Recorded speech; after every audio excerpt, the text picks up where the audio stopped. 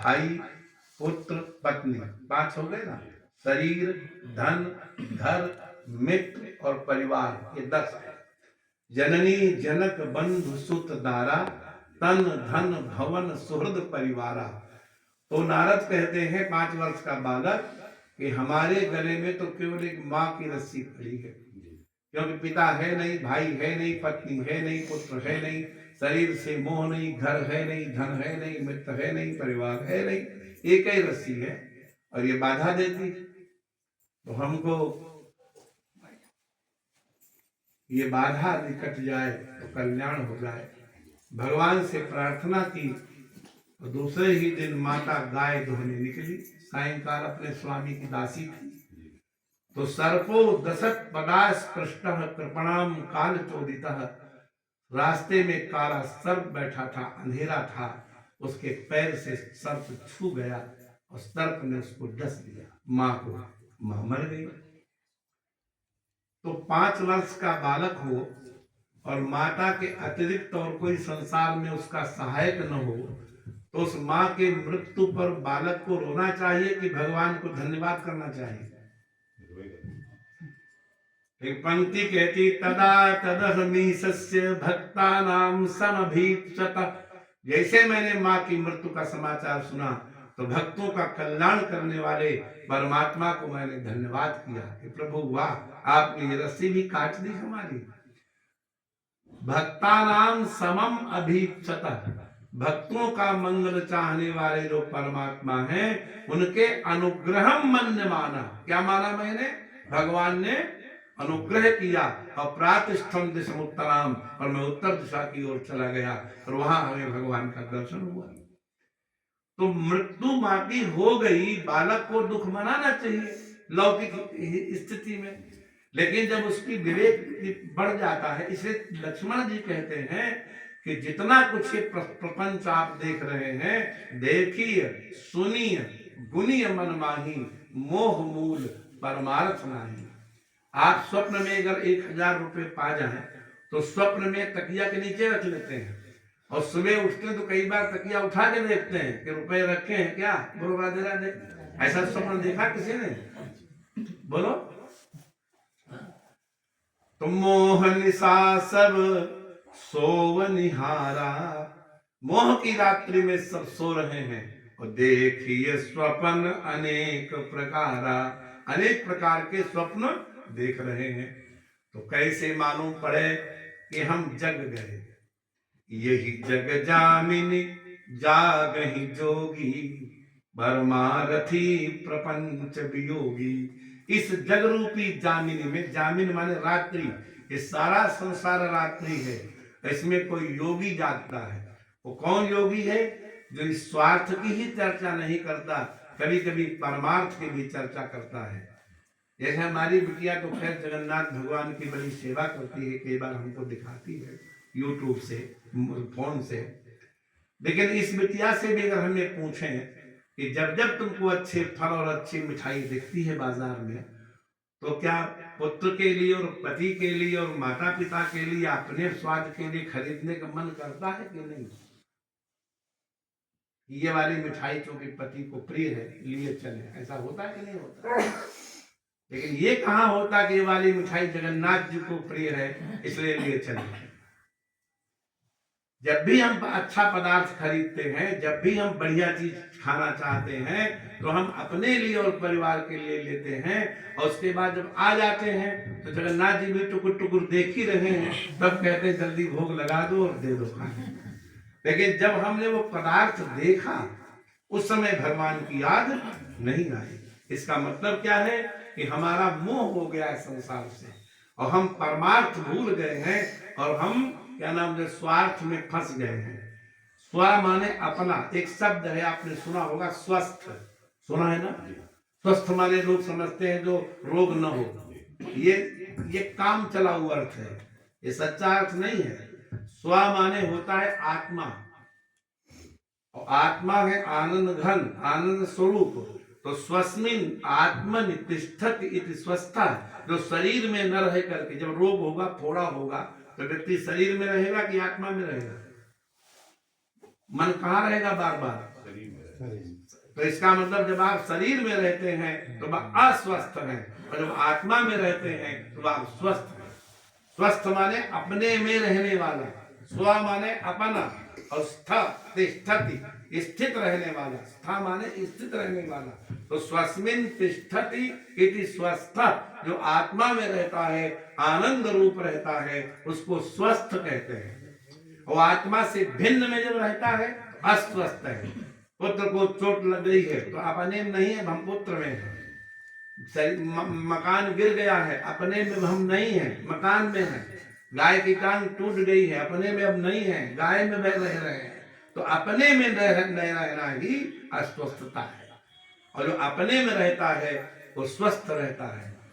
तो एक होता है स्वार्थ, एक होता है परमार्थ। यद्यपि लोक में आप जब विलोम शब्द बोलेंगे तो ठंडी का विलोम गर्म होगा, रात्रि का विलोम दिन होगा, लेकिन शास्त्र में स्वार्थ और परमार्थ विलोम नहीं है। जब स्वार्थ का और परमार्थ से विरोध होना चाहिए, ये परमार्थ और ये स्वार्थ है। स्वार्थ का उल्टा, जैसे हम आपसे प्रश्न करते हैं, सुख का उल्टा क्या होगा, दिन का उल्टा क्या होगा, तो आनंद का उल्टा क्या होगा, दुख ही होगा। आनंद कोई शब्द नहीं होता है। तो सुख दुख तो सुख का हो गया ना, आनंद का उल्टा कुछ होता ही नहीं है, क्योंकि आत्मा आनंद रूप है, और आत्मा से भिन्न संसार में कुछ है ही नहीं। तो बताओगे क्या, जल का भिन्न अग्नि है गुणवान, लेकिन जब सारा संसार आत्ममय ही है, तो सारा संसार आनंद घन हुआ, तो दुख कहां से लाओगे। आनंद का उल्टा नहीं होता, आनंद का विलोम नहीं होता। सुख का विलोम दुख होता है, दिन का विलोम रात होता है, ठंडे का विलोम गर्म होता है, तीव्र का विलोम मंद होता है, लेकिन आनंद का विलोम ही नहीं होता, क्योंकि संसार आनंद घन है। और सारा संसार ही आनंद रूप है, तो उल्टा कहोगे किसको, कोई पदार्थ लाना पड़ेगा ना कहने के लिए, वो है ही नहीं। इसे अतद्व्यावृत्यायम चकितम अभिधत्ते श्रुतिरपि, जब श्रुति निर्वाण भगवान का जब प्रतिपादन करती है तो अतत से व्यावृत्ति करती है। न तत् अतत, जो न हो उससे भिन्न जो है वो ब्रह्म है, तो जो वो नहीं वो है क्या है। जब सब कुछ सारा संसार ही जो है ब्रह्म रूप ही है, तो अभिन्न निवृत्तोपादान कारण जब संसार का ब्रह्म है, तो ब्रह्म व्यतिरिक्त कुछ है ही नहीं। तो श्रुति से पूछा गया भगवान कैसा होता है, तो वेद को सिर पकड़ के यही कहना पड़ा कि जो भगवान से भिन्न होता है उससे जो भिन्न हो। टकरा गया आदमी, भगवान से भिन्न कुछ होता ही नहीं, तो उससे भिन्न कहां से होगा। तो अतद्व्यावृत्यायम चकितम अभिधत्ते श्रुतिरपि, अतद्व्यावृत्ति से अतीतः पंथानम तव च महिमा वांग मनसयोः, माने तुम्हारी जो महिमा है वो वाणी और मन से परे है। तो वह कैसे, बोले सगुण साकार होता तो हम वाणी का प्रयोग करते कि भाई इसकी नाक ऐसी है, इसका कान ऐसा है, इसके कपड़े ऐसे हैं। अब सगुण तो है ही नहीं, तो वाणी कहाँ किसको कहे। और क्योंकि निर्गुण भी नहीं है तो फिर हम कल्पना किसकी करें। अब हवा की कल्पना करके बताओ कि कैसी नाक होगी, कैसा मुंह होगा। आकाश की कल्पना करके बताओ,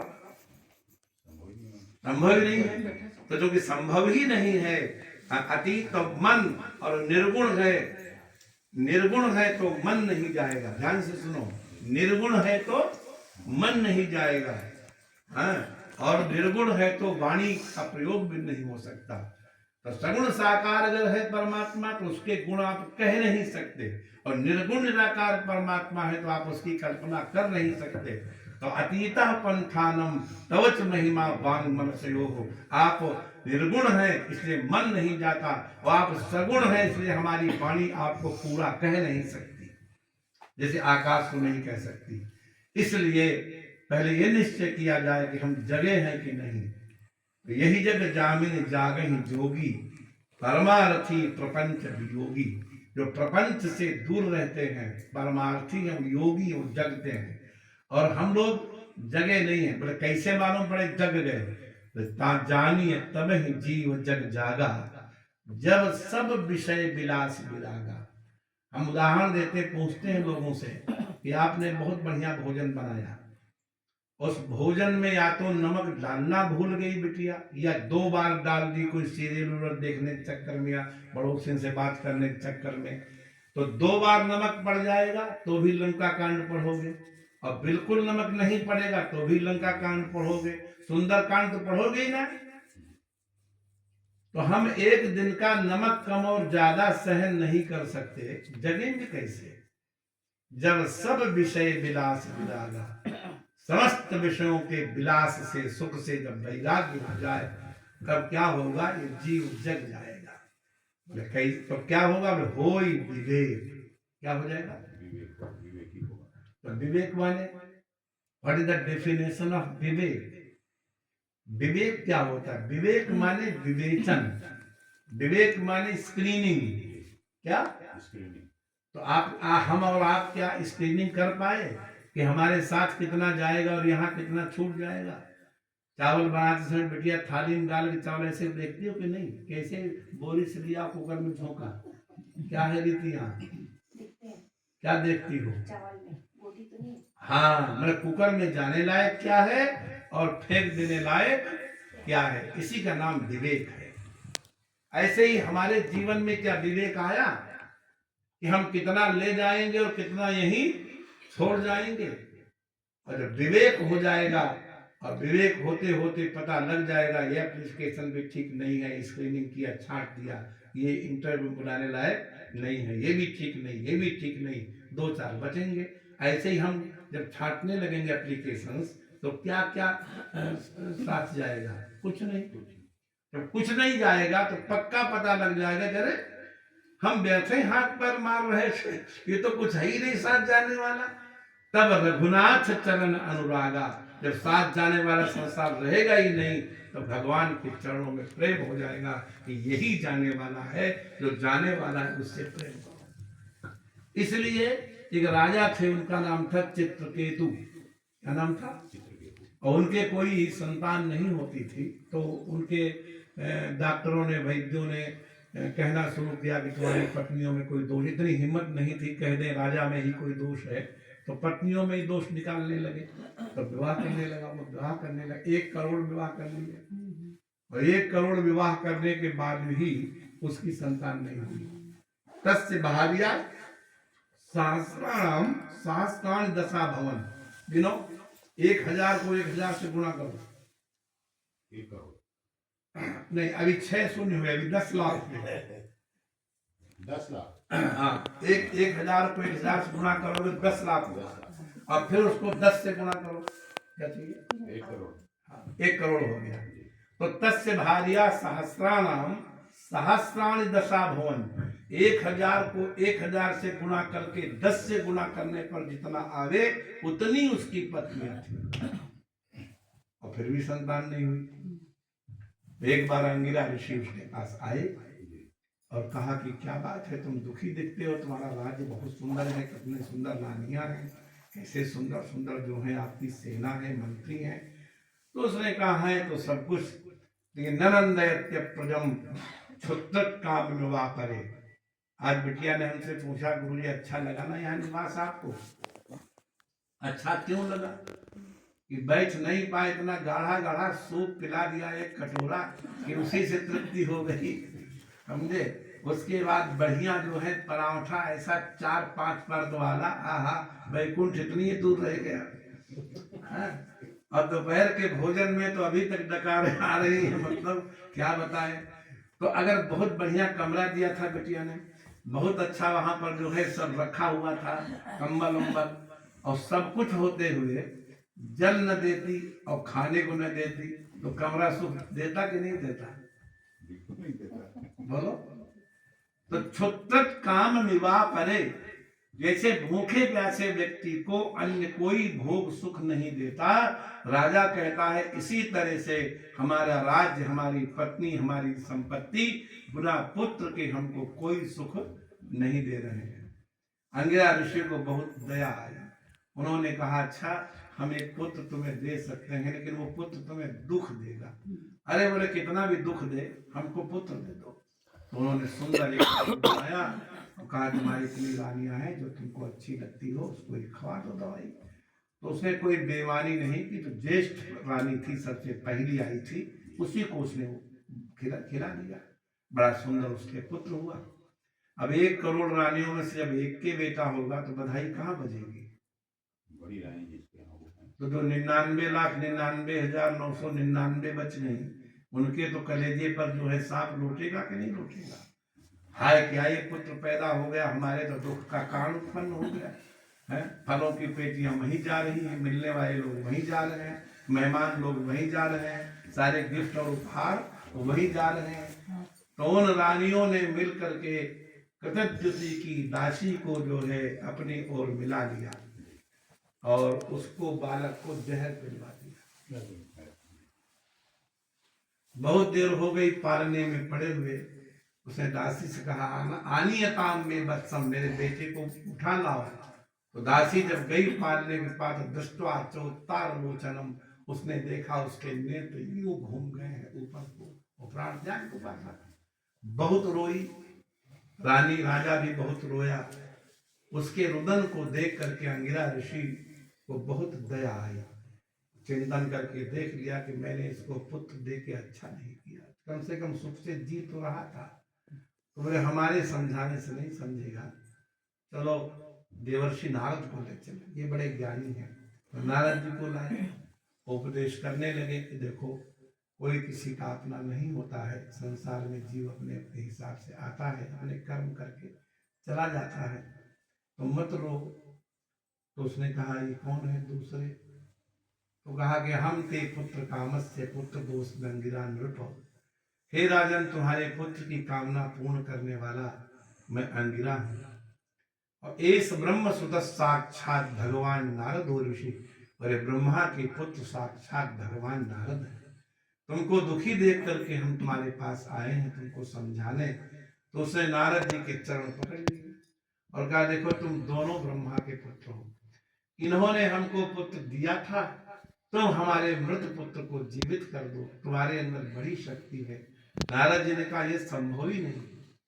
5 भौतिक शरीर से एक बार जीवात्मा जब निकल जाता है तो पुनः इसमें प्रवेश नहीं करता है, फिर बार बार वो निकलने का भय बना रहता है, वो छोड़े ही ना पैर, नहीं ऐसा नहीं हो सकता, आप जीवित कर देंगे।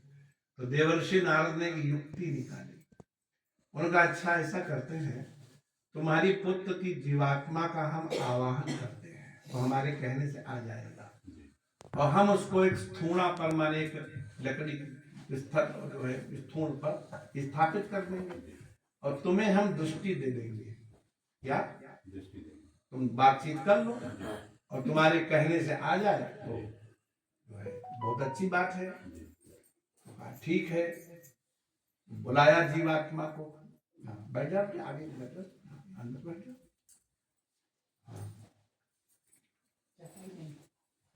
थोड़ा पीछे हो सकते हैं, तुम तो हटारो तार लिया। जीवात्मन पश्य भद्रम ते मातरम पितरम चते। नारद जी ने अपनी ओर से भी कहा हे जीवात्मन, तेरा कल्याण हो और तेरा ही कल्याण न हो, तेरे माता पिता का भी कल्याण हो। कलेवरम स्वमाविष्य से समायु सुहृद बता, अपने शरीर में तुम प्रवेश कर जाओ और शेष आयु को अपने मित्रों के साथ भोगो। भुंच भोगान पितृ प्रत्तान, पिता के द्वारा दिए गए भोगों को क्यों नहीं भोगते हो, आनंद लो। तो जीवात्मा अट्टहास करके हंसा और कहा ये बताइए देवर्षि, तुम किस जन्म की बात कर रहे हो, ये हमारे माता पिता हैं, तो अनेक बार तो हम इनके बाप बन चुके हैं और अनेक बार ये हमारे भी बाप बन चुके हैं। हे देवर्षि नारद, जैसे गंगा की धारा में बहते हुए बालू के कण किसी के द्वारा प्रयास पूर्वक 2 कण नहीं जोड़े जा सकते, लेकिन धारा का प्रवाह ऐसा आता है कि अनायास 2 बालू के कण आपस में मिल जाते हैं। जैसे कुंभ के मेले में अगर आपका कोई प्रिय खो जाए तो खोजना मुश्किल है, और कई बार अचानक जिनसे नहीं मिलना चाहते वो मिल जाते, अरे तुम भी आए हुए हो क्या, वाह वाह, अच्छा अच्छा, कब आए थे। उनको तुम खोजते नहीं मिलते, लेकिन काल की गति ऐसी प्रबल है कि वो मिला देता है। इसी तरह से सारा संसार काल के अधीन है। सर्वम काल वसे लोको वायु घना बलि। जैसे ये मेघ वायु के अधीन रहते हैं, जिधर वायु चलता है मेघ उधर जाने के लिए विवश होते हैं, ऐसे काल की गति से ये जीव चलता है। कस्मिन जन्मन्यमी मह्यम मातरो पितरो भवन। जने कितने जन्म हो गए, हम इनके माता पिता बन चुके हैं और ये हमारे माता पिता बन चुके हैं। हमारा इतना ही यहाँ पर जो है लेन देन था, जितना था वो हमारा पूरा हुआ, हम चले। तो इस पर वहां टीका कानून तो नहीं उठाया है, लेकिन संतों ने विचार किया कि ये जो बालक मार दिया गया विष पिला करके, पूर्व जन्म में एक संत था और गंगा के किनारे ये धूनी रमा रहा था और गो के उपले में गोबर में अंदर चींटियों ने जो है खोखला करके अपने अंडे बच्चे दिए हुए थे। बाई चांस उनकी संख्या जो है 99,99,999 थी और वो सारी चींटियां मेरे द्वारा अग्नि में जला के मार दी गई थी। अगर हम जानबूझ करके मारते तो हमको इतने जन्म लेने पड़ते, क्योंकि अनजान में ये हमसे पाप हुआ था। तो मैं यहाँ बनकर आया पुत्र, और चूंकि गंगा में इनकी जो है अंत में गति हुई थी, कि गंगा के प्रताप से सब राजकुमारी बनी और सब हमारी माता बन गई। तो इन्होंने सब ने मिल करके हमको विष पिला दिया और या हम इनके कर्म से छूट गए, हमारा लेन देन खत्म हुआ। जब ये बात कही उस बालक ने, तो चित्रकेतु का सारा शोक उड़ गया आकाश में कि जिसको हम पुत्र मानते थे वो तो हमारा बाप निकला, और जिनको हम प्राण प्यारी मानते थे उन्होंने हमारे पुत्र को विष पिला दिया। संसार है क्या, क्या है सुख, क्या है दुख? ये तो भ्रम है केवल कि सुख है, ये दुख है। और ये क्या है? कर्तृत्व का बोझ जब आदमी सिर पर लाद लेता है तो सुख दुख उसके सिर पर लदा रह जाता है। जैसे कोई जल्लाद जब किसी को फांसी देता है तो अंदर से जानता है कि मैं मारने वाला नहीं हूं। क्या 300 आदमियों को फांसी देने वाला जो जल्लाद है उसे 300 आदमियों की हत्या का पाप लगेगा क्या? विचार करो। ऑर्डर देने वाला कोई दूसरा है भाई, उसका तो एक काम तो बिल बनाया, हमारे मित्र हैं हरदोई में, वो आ गए अयोध्या में, वो जो है जेल के सुपरिंटेंडेंट। तो हम हरदोई जाते थे तो उनको पता लगता था, तो हमको बुलाते थे जेल के अंदर, हमको खूब पकौड़ी पकौड़ी खिलवाते थे। तो हमने उनसे वही पूछ लिया बेटिया कि भाई आपके यहाँ हर जेल में फांसी नहीं होती? तो हमने कहा इस जेल में फांसी होती है।